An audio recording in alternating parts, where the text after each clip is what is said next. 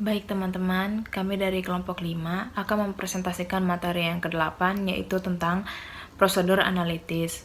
Sebelumnya saya akan memperkenalkan anggota kelompok kami, yaitu saya sendiri Laura Yolanda Manulang, NIM 18125, kemudian ada Claudia Lisabon Masul, NIM 18093, kemudian ada Kristika Yuda Priyantari, NIM 18110, dan yang terakhir ada Silverio Aji Anjasmoro, NIM 18123. Yang pertama, kita masuk ke pengertian prosedur analitis. Menurut buku Rick Hayes, prosedur analitis adalah evaluasi informasi keuangan melalui analisis hubungan yang masuk akal antara data keuangan dan non-keuangan. Evaluasi ini dilakukan untuk memperoleh bukti melalui perbandingan data yang tercatat dalam laporan keuangan dan non-keuangan dengan ekspektasi auditor. Prosedur analitis ini mencakup pertimbangan atas perbandingan informasi keuangan. Sebagai contohnya, yang pertama ada informasi komparatif dengan periode lalu. Kemudian ada hasil entitas yang diantisipasi, seperti estimasi penyusutan. Kemudian informasi industri sejenis, yaitu seperti perbandingan rasio penjualan entitas terhadap piutang usaha dengan rata-rata rasio industri atau dengan entitas lain yang memiliki ukuran sebanding dengan industri yang sama. Prosedur analitis juga mencakup hubungan-hubungan seperti contoh yang pertama, di antara unsur-unsur informasi keuangan akan diharapkan sesuai dengan suatu pola yang dapat diprediksi berdasarkan pengalaman entitas, seperti presentasi laba dan bruto. Yang kedua ada antara informasi keuangan dan informasi non-keuangan yang relevan, seperti hubungan antara beban gaji dengan jumlah keuangan. Yang kedua, kita masuk ke proses review analitis. Menurut buku Rick Hayes juga, proses review analitis adalah proses perencanaan, pelaksanaan, dan pengambilan keputusan dari prosedur-prosedur analitis. Ada beberapa pandangan. Yang pertama, secara teoritis. Secara teoritis itu terdapat 4 proses. Yang pertama, ada gambaran awal. Yang kedua, pembentukan hipotesis. Yang ketiga, penelusuran informasi. Yang keempat, evaluasi hipotesis. Dan yang kedua, secara umum, yaitu pertama merumuskan ekspektasi. Nah, tahapan yang pertama ini, auditor memberikan suatu ekspektasi menggunakan estimasi atau rasio yang tercatat terkait jumlah yang seharusnya tampak dalam laporan keuangan yang berdasarkan laporan keuangan sebelumnya, anggaran, dan informasi. Tahapan ini penting untuk memperbaiki nilai saldo, prosedur yang efektif untuk mengidentifikasi kemungkinan adanya salah saji laporan keuangan. Yang kedua, membandingkan nilai ekspektasi dengan yang tercatat atau identifikasi. Tahapan ini itu untuk mengenali pola-pola kesalahan dalam data keuangan dan membuat hipotesis terkait kemungkinan pola untuk disajikan sebagai panduan pengujian berikutnya, dapat menentukan efisiensi dan efektivitas dari proses audit. Auditor mempertimbangkan perbedaan yang diperoleh antara nilai yang diekspektasikan dengan jumlah yang diterima.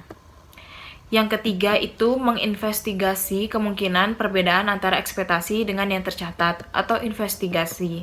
Tahapan yang ketiga ini, auditor melakukan investigasi atas kemungkinan penjelasan terkait perbedaan jumlah yang diekspektasikan.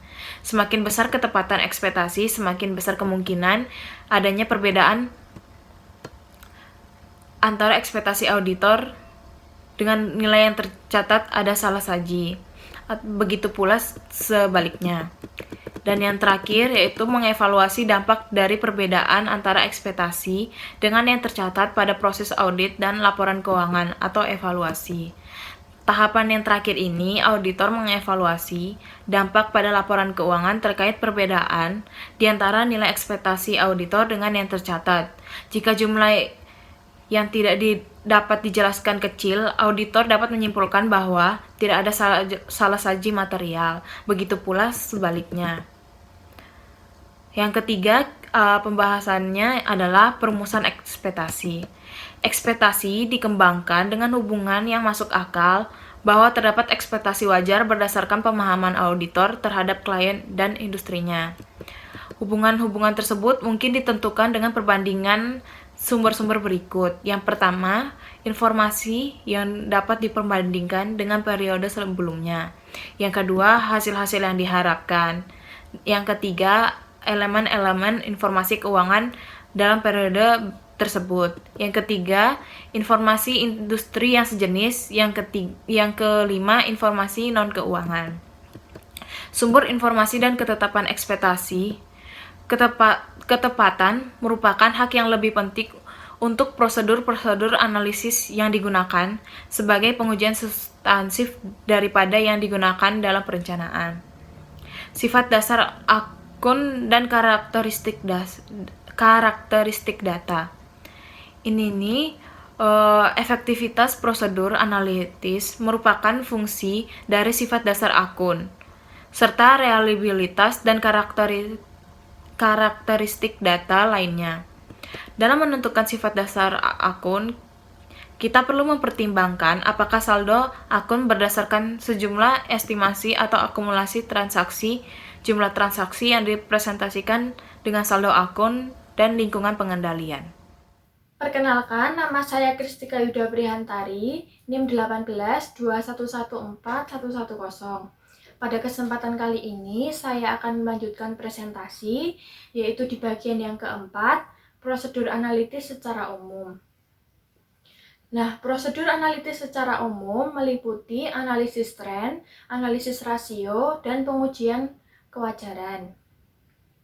Nah, di dalam praktik audit itu menunjukkan bahwa analisis rasio lebih sering digunakan dibandingkan dengan pendekatan statistik yang kompleks.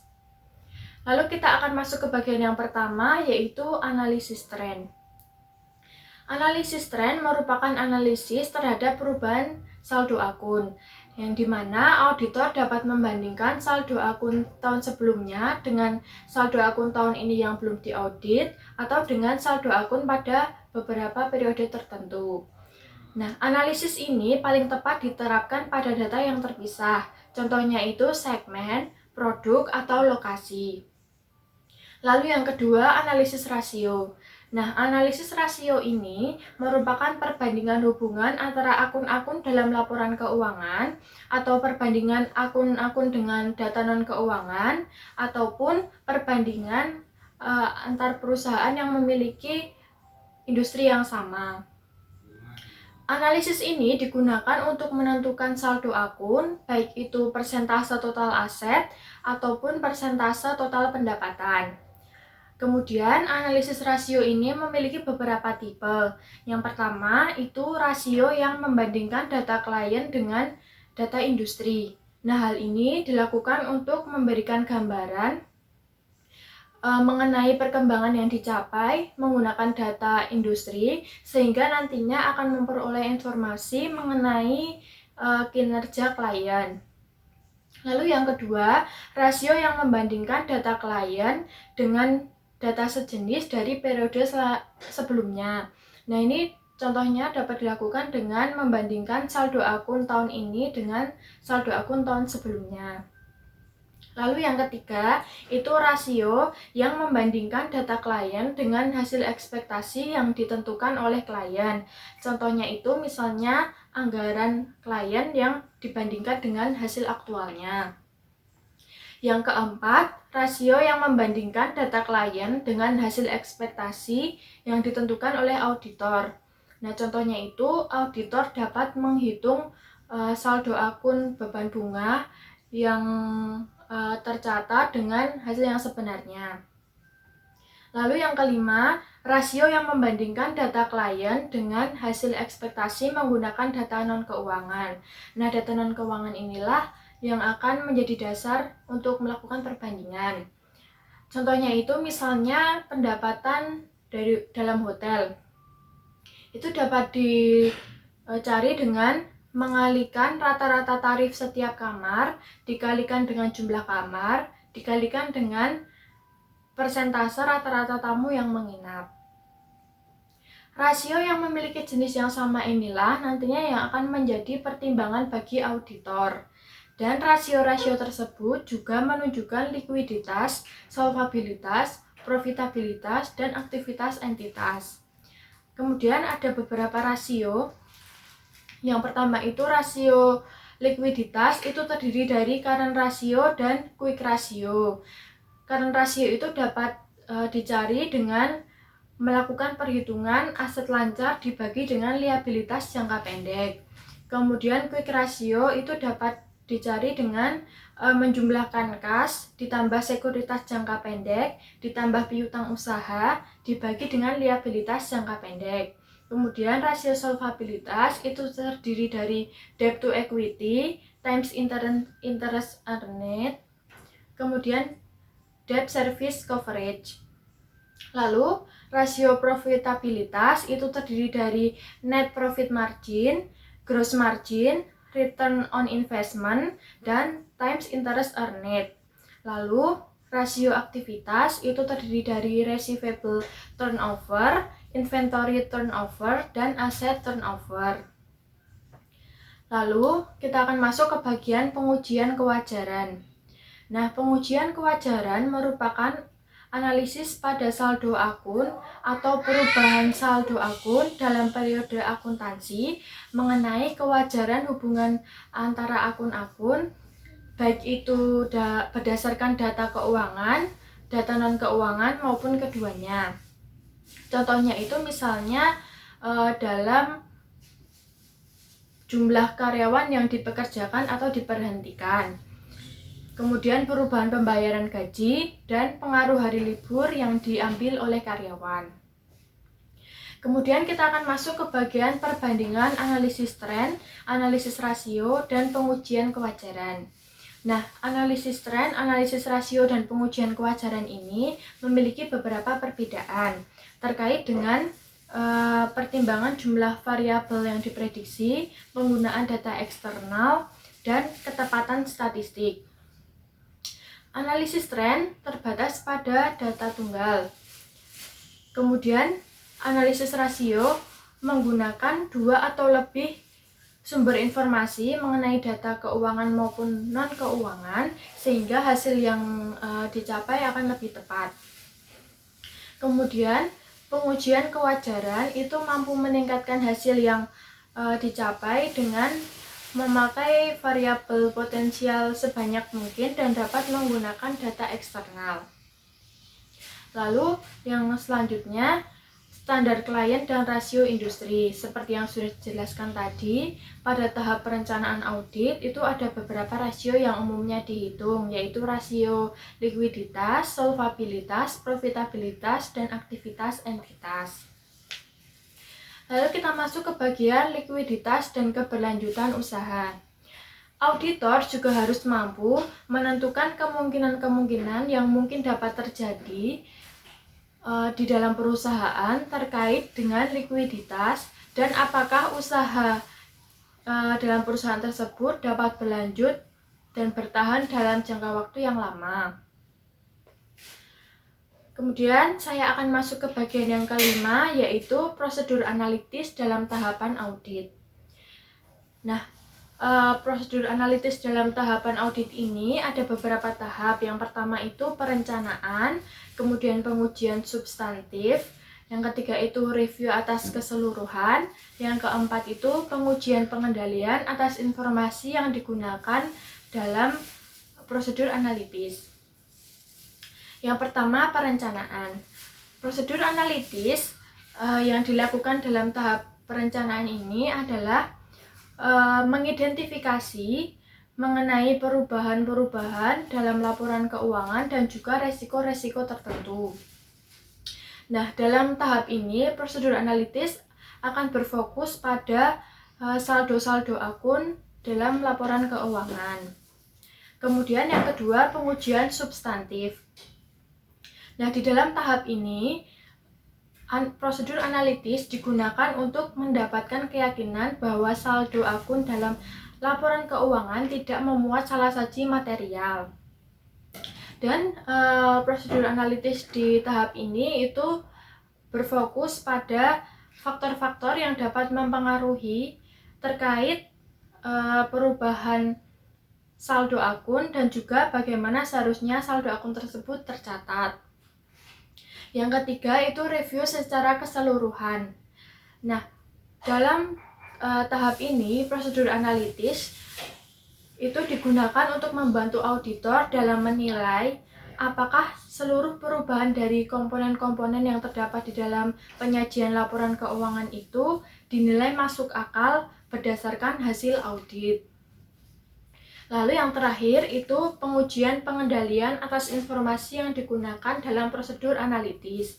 Nah, pertimbangan yang harus dilakukan pada saat menggunakan prosedur analitis adalah pengujian pengendalian atas penyajian informasi yang digunakan dalam prosedur analitis.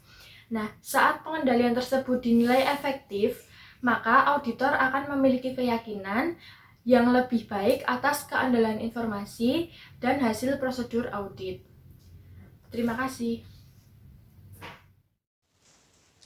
Baik, yang berikut saya akan menjelaskan prosedur analitis dalam pengujian substantif. Yang pertama, prosedur-prosedur analitis daripada pengujian atas rincian. Dalam perencanaan audit yang menggunakan sejumlah prosedur analitis sebagai prosedur substantif, auditor harus, yang pertama, menentukan kesesuaian prosedur analitis substantif tertentu dengan asersi-asersi yang diberikan, mempertimbangkan penilaian risiko-risiko salah saji material. Yang kedua, mengevaluasi reliabilitas data yang mana ekspektasi auditor dikembangkan, memperhitungkan kualitas pengendalian, sumber, komparabilitas, dan relevansi informasi. Yang ketiga, mengevaluasi apakah ekspektasi cukup tepat untuk mengidentifikasi salah saji yang dapat menyebabkan adanya salah saji material pada laporan keuangan. Yang keempat, menentukan jumlah yang dapat diterima dari setiap perbedaan atas jumlah yang tercatat dengan ekspektasi nilai tanpa investigasi lebih lanjut. Yang kedua, kelemahan dari prosedur-prosedur analitis. Yang pertama, mungkin lebih banyak menghabiskan waktu pada awalnya untuk perancang dan mungkin menjadi kurang efektif daripada melakukan pengujian atas rincian saldo.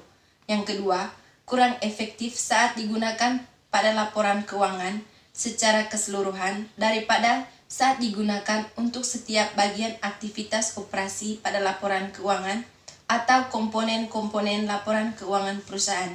Yang ketiga, tidak akan selalu memberikan hasil-hasil yang diinginkan setiap tahunnya. Yang berikut bukti-bukti yang menguatkan. Bukti tersebut perlu memiliki kualitas yang sama dengan bukti yang diekspektasikan akan diperoleh auditor untuk mendukung pengujian atas rincian. Berikut adalah teknik yang dapat digunakan. Yang pertama, keterangan dari orang-orang di luar organisasi klien termasuk pemasok, pelanggan, dan lain-lain. Yang kedua, keterangan dari orang-orang yang independen di dalam organisasi klien. Yang ketiga, bukti diperoleh dari prosedur pengauditan lainnya. Yang terakhir, pemeriksaan bukti-bukti pendukung. Yang keempat, penggajian. Apabila auditor mencurigai adanya kecurangan dalam area penggajian, pihaknya dapat melakukan sejumlah pengujian substantif tertentu untuk mendeteksi adanya karyawan fiktif, karyawan yang masih bekerja untuk perusahaan meskipun pekerjaannya telah dihentikan atau biaya lemburnya cukup tinggi. 3 tipe dari pengujian analitis yang dapat dilakukan untuk membantu mendeteksi beragam penyimpangan, yakni pengujian validitas dan duplikasi, pengujian pengecualian, dan penghitungan ulang. Yang berikut adalah prosedur analitis dan gas. Yang pertama, analisis regresi.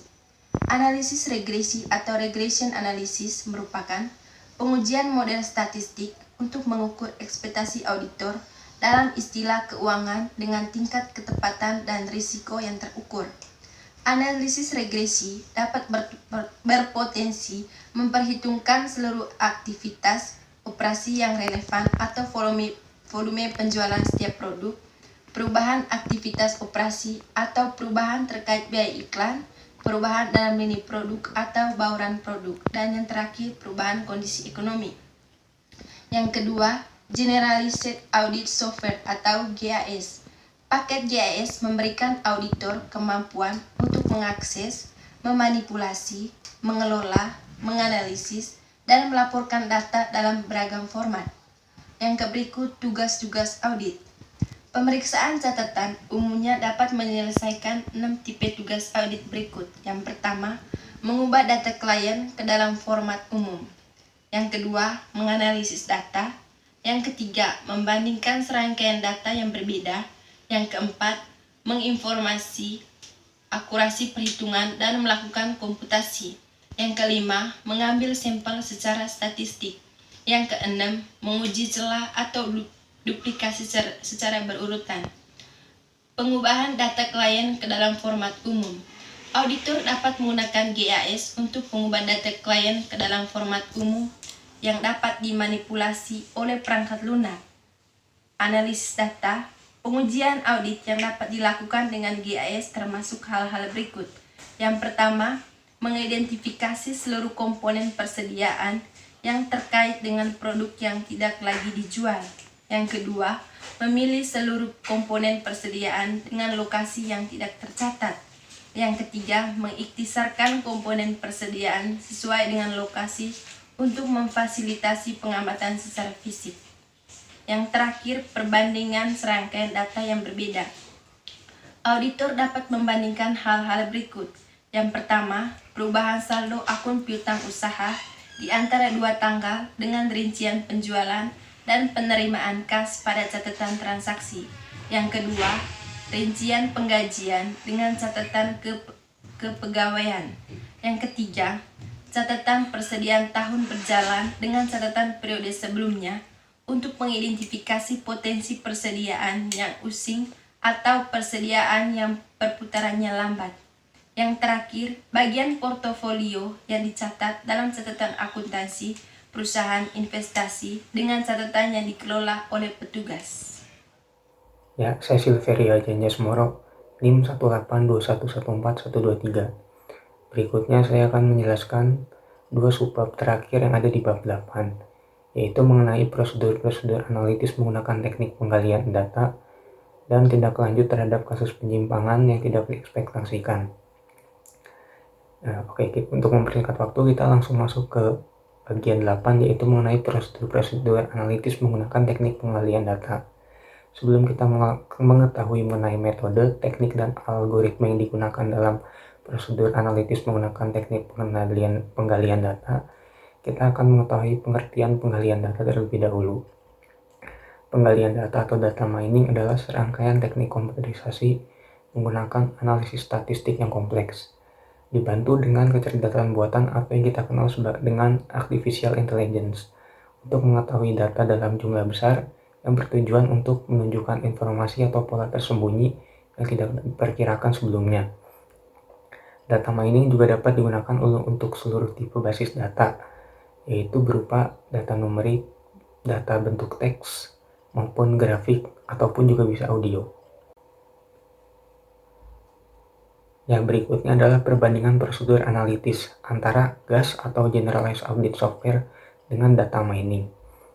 Ya, untuk di dalam penggunaannya, GAS atau Generalized Audit Software di dalam proses audit membutuhkan keahlian teknis yang cukup untuk bisa mencapai kesuksesannya. Tetapi di sisi lain, GAS juga mendapat kritikan karena GAS membuat beberapa tugas menjadi lebih mudah, tetapi GAS tidak dapat menyelesaikan setiap analisisnya datanya sendiri. Sedangkan untuk data mining atau penggalian data, menganalisis data secara otomatis, tetapi itu lebih sulit untuk dilakukan. Nah, untuk penggunaan data mining atau pengendalian data ini di dalam seluruh tahapan audit ataupun di seluruh prosedur analitis merupakan teknik yang dianggap paling praktis maupun berguna. Nah, data mining atau penggalian data menggunakan banyak metode, teknik, dan algoritma untuk menganalisis data klien. Metode itu termasuk deskripsi data, analisis dependensi, klasifikasi dan prediksi, analisis cluster, dan analisis evolusi.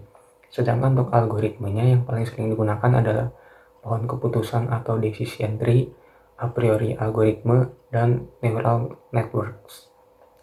Nah, dari setiap metode tersebut memiliki tujuan masing-masing. Nah, saya akan membahas tujuan tersebut satu persatu, dimulai dari metode tujuan analisis dependensi. Nah, Tujuan analisis dependensi sendiri digunakan untuk mengetahui hubungan yang paling signifikan antara variabel untuk masing-masing data. Nah, di dalam analisis dependensi juga terdapat yang namanya klasifikasi.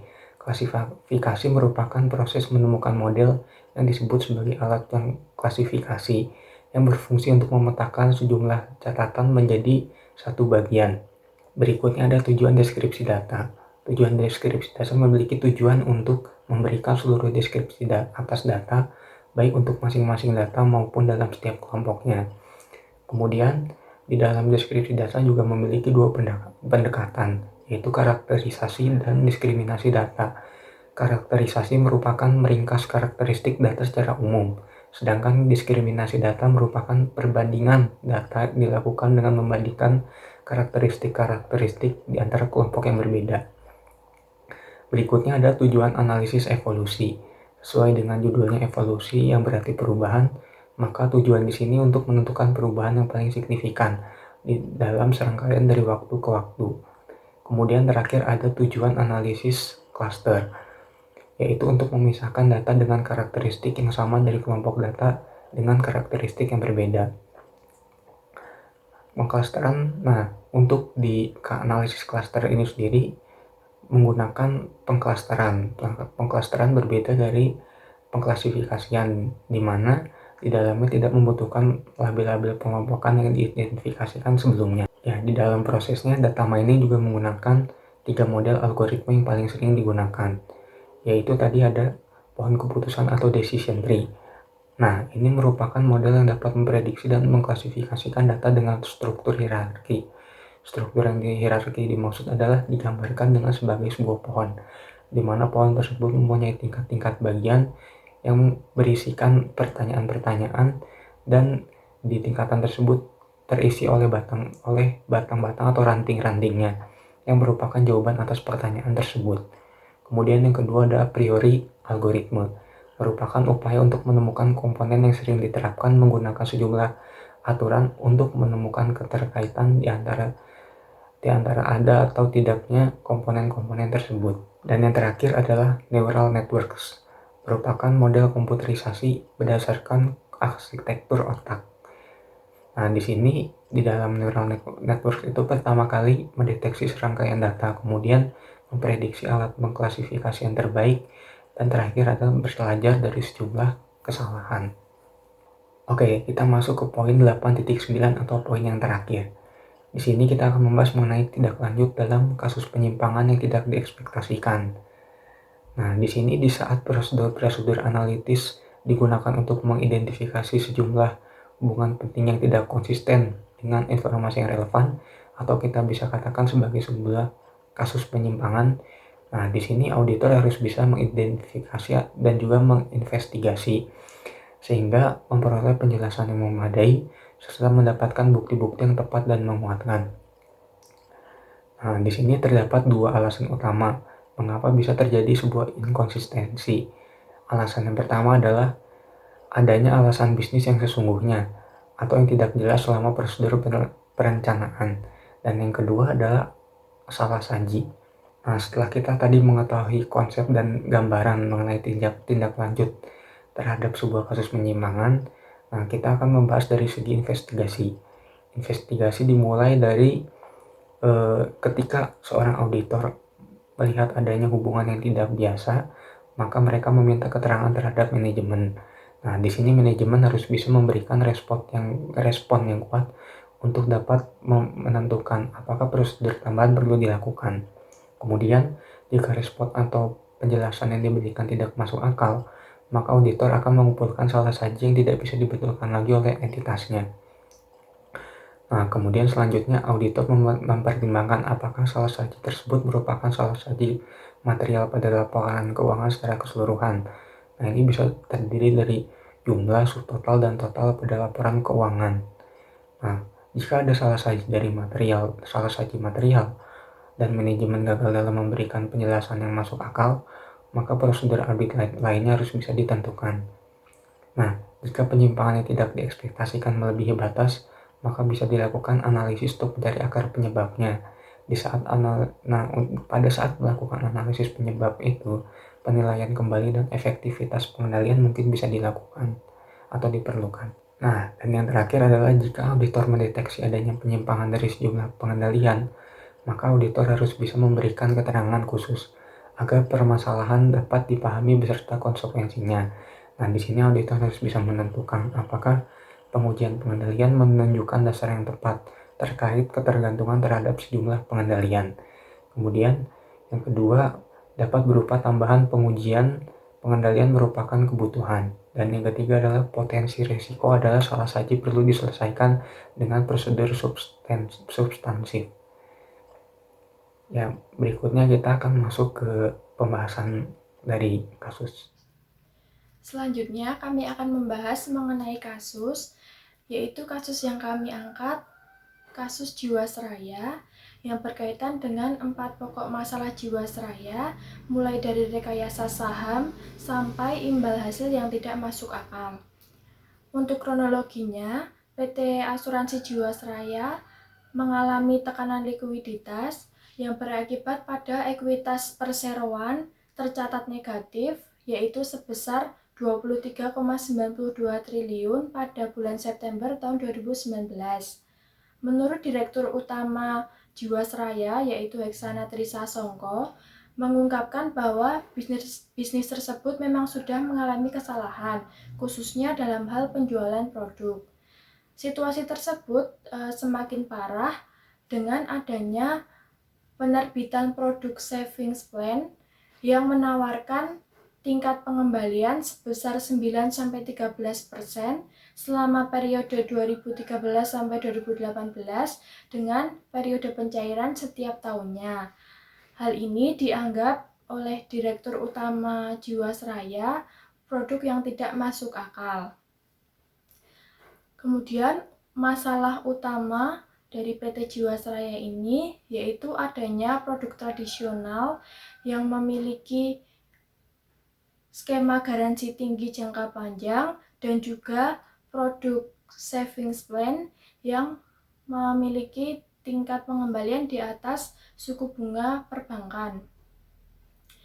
Selain itu, PT Jiwasraya juga melakukan investasi yang memiliki resiko tinggi yang berpengaruh terhadap menurunnya pemegang polis. Oleh karena itu, penundaan pembayaran polis jatuh tempo akan berakibat pada perusahaan yang akan mengalami kerugian di tahun-tahun berikutnya.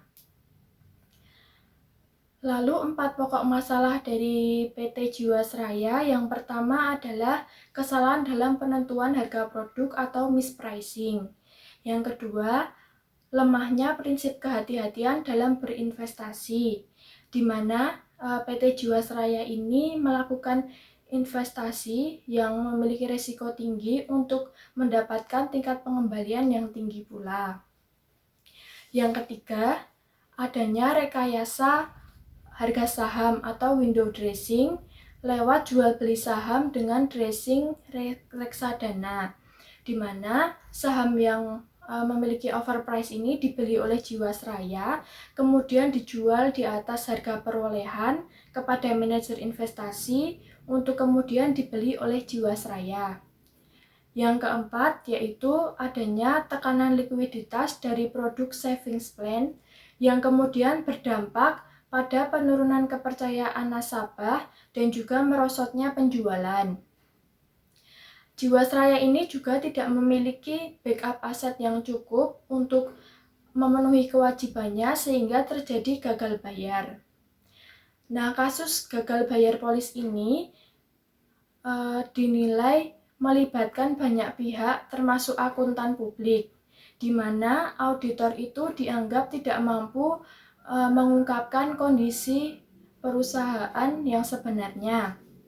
Selain itu, laporan keuangan yang teraudit yang dipublikasikan ternyata sudah dimanipulasi atau dilakukan window dressing sehingga terlihat seolah-olah perusahaan tersebut sehat. Lalu apabila dikaitkan dengan materi bab ini, yaitu prosedur analitis, seharusnya auditor itu menggunakan prosedur analitis untuk melakukan evaluasi mengenai informasi keuangan melalui analisis-analisis hubungan yang masuk akal antara data keuangan dan juga data non-keuangan. Yang nantinya evaluasi ini dilakukan untuk memperoleh bukti dengan melakukan perbandingan data-data yang tercatat baik itu dalam laporan keuangan maupun laporan non-keuangan. Selain itu, auditor juga seharusnya dapat menggunakan analisis rasio untuk menentukan perbandingan mengenai hubungan akun-akun yang ada dalam laporan keuangan. Sesuai dengan kasus PT Jiwasraya, dengan adanya tekanan likuiditas dari produk saving plans, itu berakibat pada tekanan likuiditas dan juga melemahnya solvabilitas atau kemampuan perusahaan untuk memenuhi kewajibannya. Sesuai dengan analisis rasio yang sudah kita bahas, seharusnya rasio-rasio inilah yang dapat menjadikan pertimbangan bagi auditor untuk menentukan kesimpulan dan juga keputusan, sehingga nantinya akan mendapatkan informasi mengenai evaluasi kondisi keuangan maupun non-keuangan. Demikian yang dapat kami sampaikan. Apabila ada kesalahan maupun kekurangan, kami mohon maaf. Terima kasih.